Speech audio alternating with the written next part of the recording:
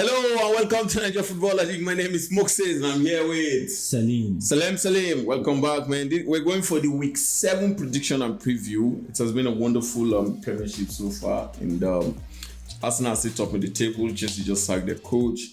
And Liverpool are struggling. Manchester United are on a 4 straight win. Which is wonderful. We deserve it after 2 losses at the beginning of the season. So we're going to do the prediction for the week 7 and we'll also do some preview. You can also join us on the comment section to tell us what you think. And please, if this is your first time of seeing this channel, subscribe, like, and please on your notification button so that you can get content just like this. Let's build this. Let's get this to 500 subscribers.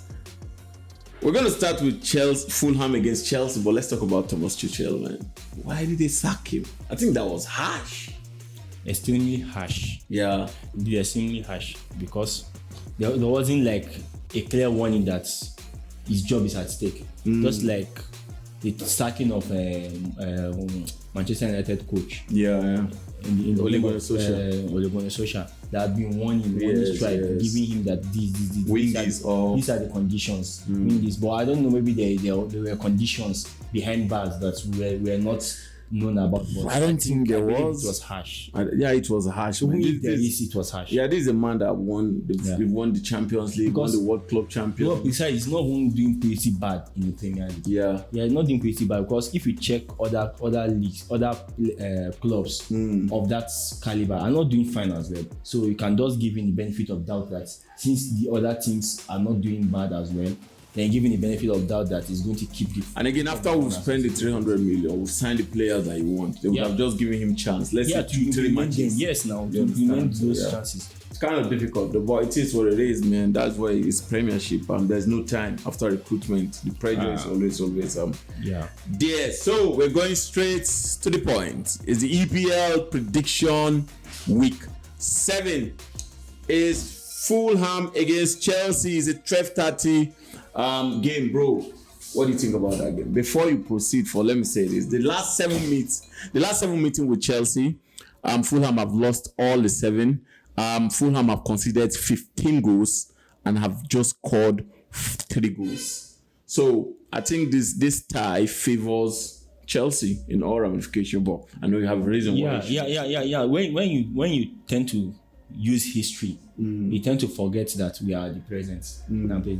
And previously, Chelsea have not been doing well, and that's might result to why they sacked their coach. And besides, the club have not yet officially appointed the coach that will take over the management of the club. And with that uncertainty and with the form that Fulham are presently, I think it's going to be a difficult match for Chelsea. Though even with that record of 7 years unbeaten, I don't think, or 7 meetings unbeaten, rather, I don't think it's going to be something Chelsea fans are proud about presently. I think even if we extend it, right?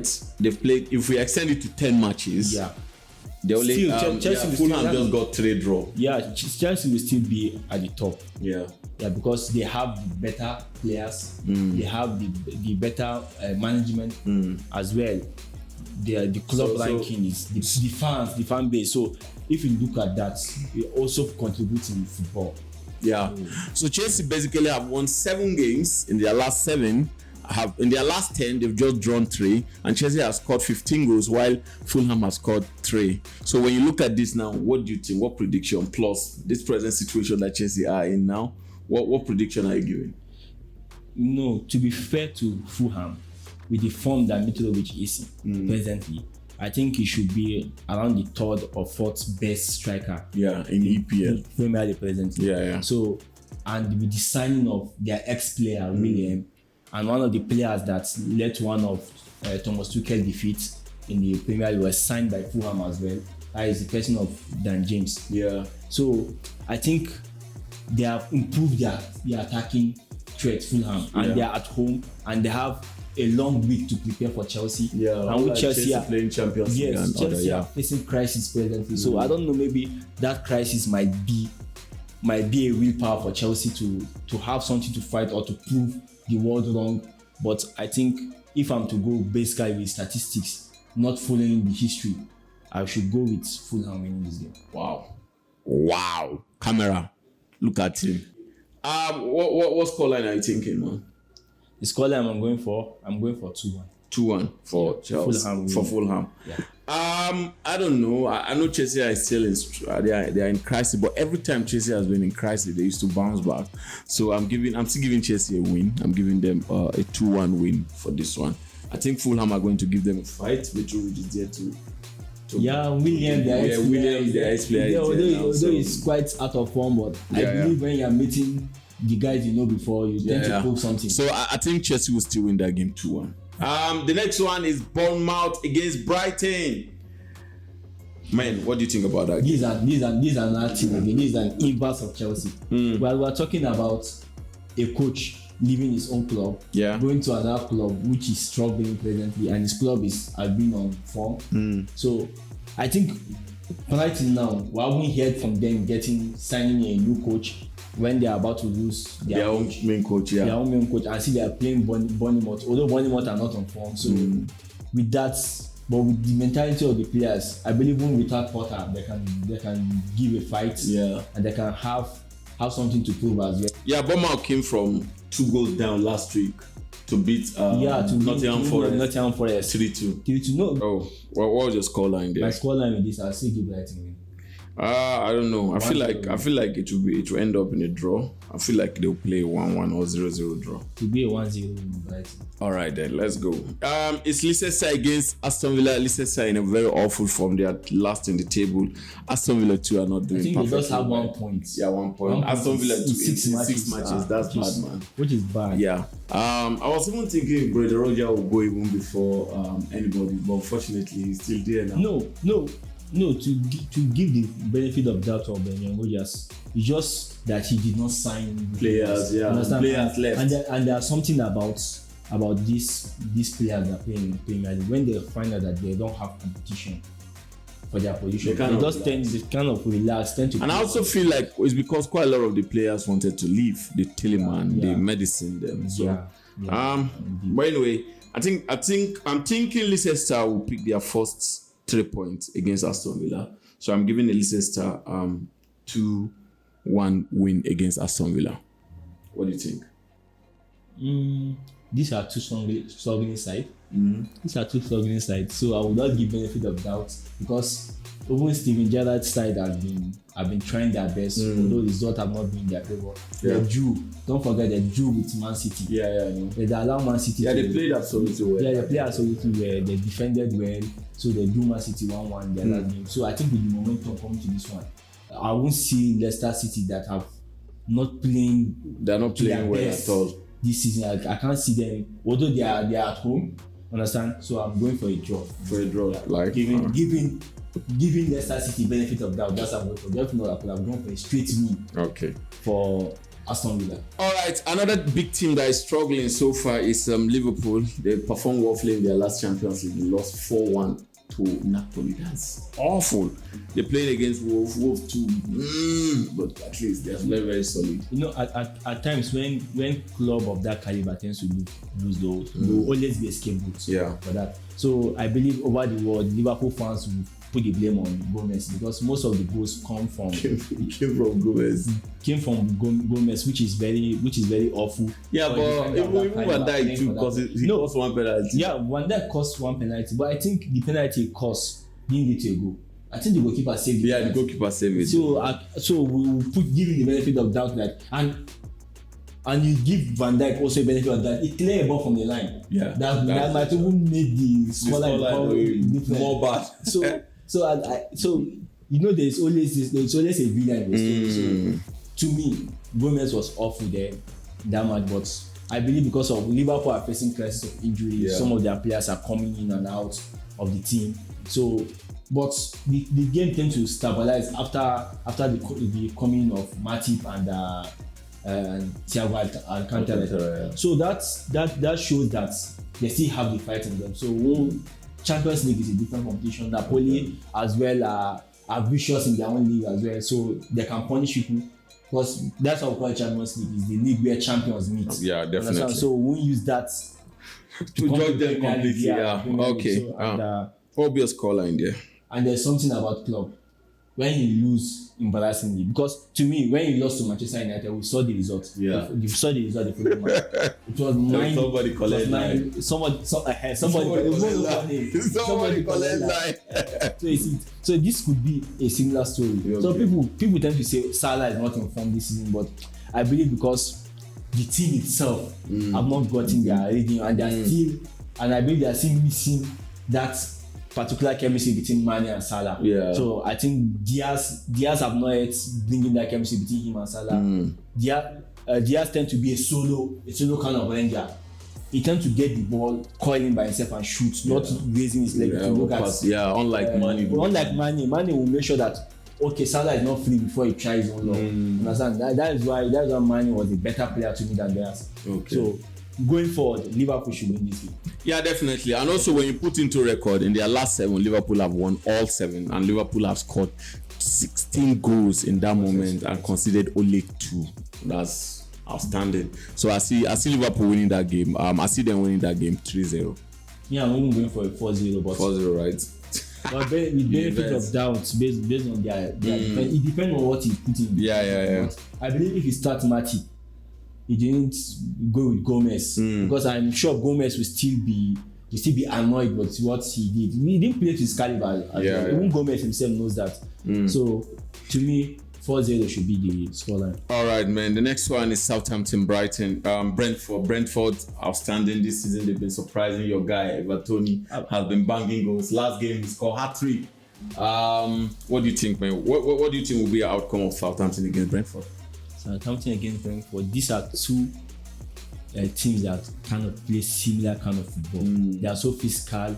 They tend to wait for set piece to be the moment of where they'll hit you hard, because they have those players that can deliver those balls, and they have the players that can convert it as well. So Southampton having Prowse being one of the exceptional set piece taker in the Premier League, not even in Southampton, in the Premier League. With that, him creating chances a lot, but Brentford, they're very stubborn, man. Brentford, they're bees, and they sting. They are bees.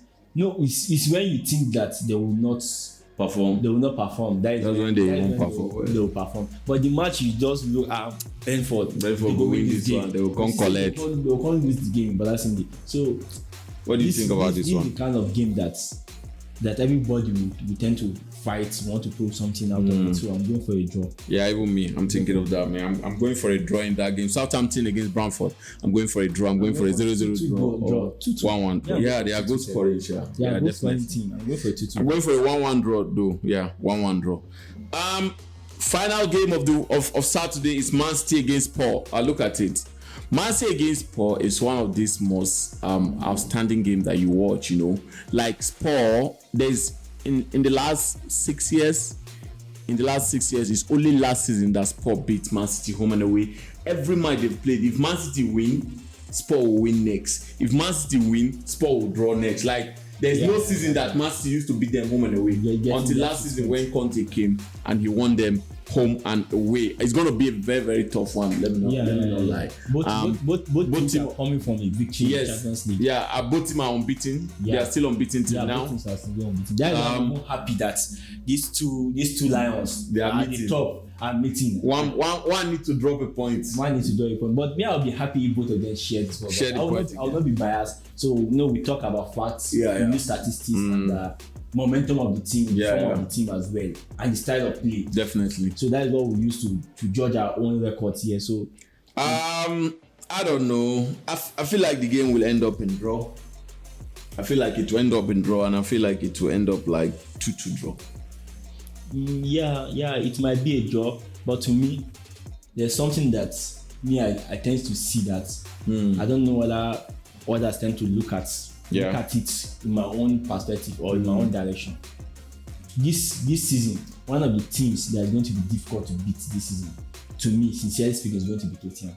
Because their style of play is just it's tough. It's defensive. It's tough.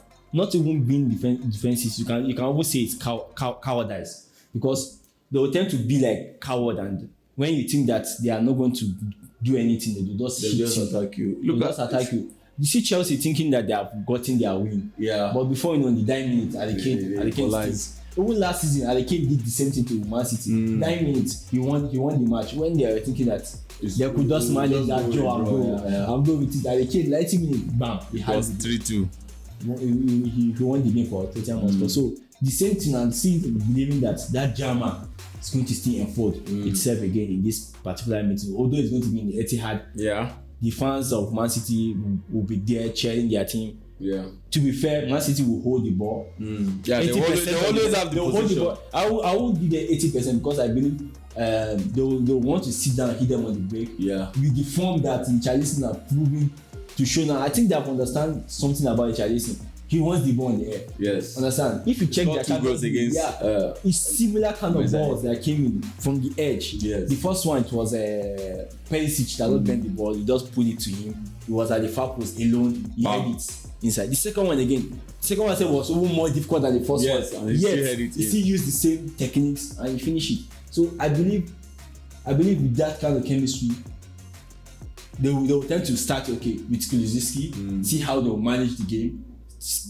Because it depends on what Conte use, to be sincere. Depends on what Conte use, and it depends on how important that match is to Guardiola. It is important though, because as soon as he got a draw now, man, it is important, but people will start thinking otherwise. If you look at it again, the following midweek is going to be Champions League. Yeah. So if you check it, it's going to be kind of Guardiola is going to kind of take off. This my group is kind of difficult for me. I just have to win my first 2 games to show my stance that I'm here to win this table. Understand? I'm here to top this table. I'm here to show promising. And that was what affected him last week. Yeah. His mind was divided. Yeah. And I believe with this one, his mind is not going to only be on the Premier League. It's going to be divided as well to the Champions League. Because that's why she said Joe, I didn't go for that, but I think Tottenham is going to win that game. Wow. It's going to be a 3-2. All right, let's go to the Sunday game. It's Arsenal versus Everton.